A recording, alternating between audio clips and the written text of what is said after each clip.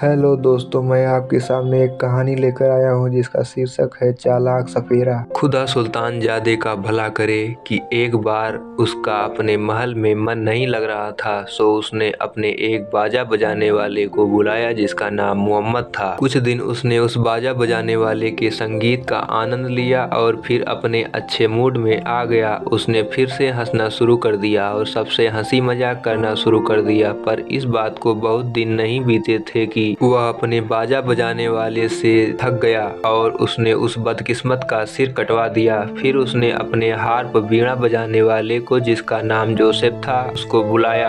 पर कुछ दिनों में उसके हार्प का संगीत भी उसके कानों में चुभने लगा और उसने उस हार्प बजाने वाले का सिर भी कटवा दिया। और भी बहुत सारे लोग सुल्तान का दिल बहलाने के लिए आए, पर हर बार वह केवल कुछ ही दिनों के लिए खुश होता। उसके बाद वह फिर बेचैन और गुस्सा सा हो जाता। सो वह फिर अपने सिपाहियों को बुलाता और उनके सिर काटने का हुक्म दे देता। ये हालात इतने बिगड़े कि अब उसके राज्य में हर आदमी बैठा बैठा कांपने लगता। हर आदमी यही सोचता कि पता नहीं कब सुल्तान उसको बुला ले और फिर कुछ दिन बाद उसको तलवार से मारने का हुक्म दे दे। जल्दी ही हर आदमी उस सुल्तान के शहर को छोड़ छोड़ कर जाने लगा। कहानी कहने वाले, गाने बजाने वाले, नाचने वाले, मदारी आदि आदि। लेकिन एक सुबह सेलम नाम का एक सपेरा महल में आया। उसने बड़ी बहादुरी से ऐलान किया कि वह सुल्तान का दिल बहलाएगा। सुल्तान के नौकर उसको सुल्तान के पास ले आए। सुल्तान ने भी उस सपेरे की तरफ बड़े शौक से देखा जो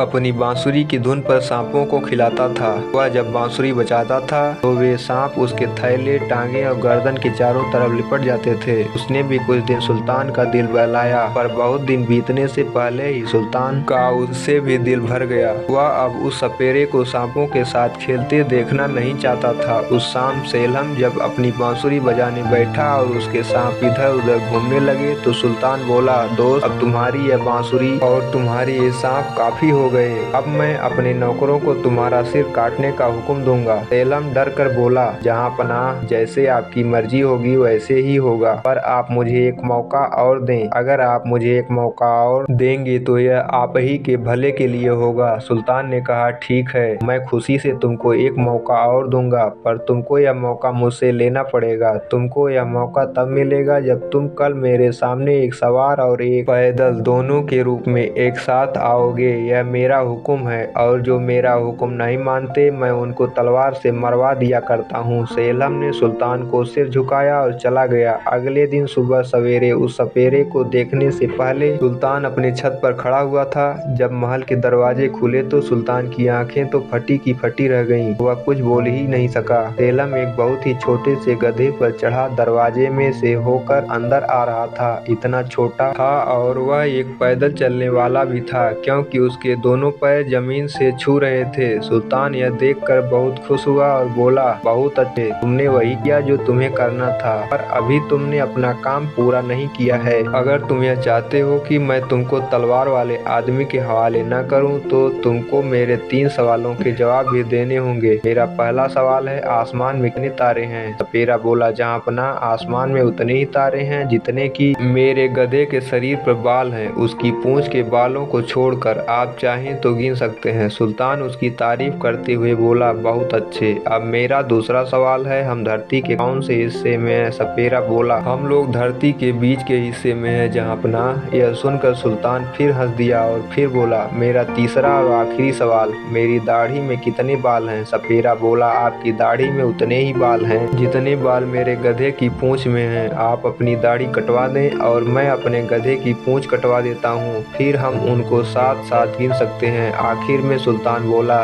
नहीं नहीं, इसकी कोई जरूरत नहीं, तुम बहुत चतुर हो। ऐसा कोई सवाल नहीं जिसका जवाब तुम नहीं दे सकते। उसने अपने एक दरबारी को बुलाया और उसको कुछ लाने के लिए कहा।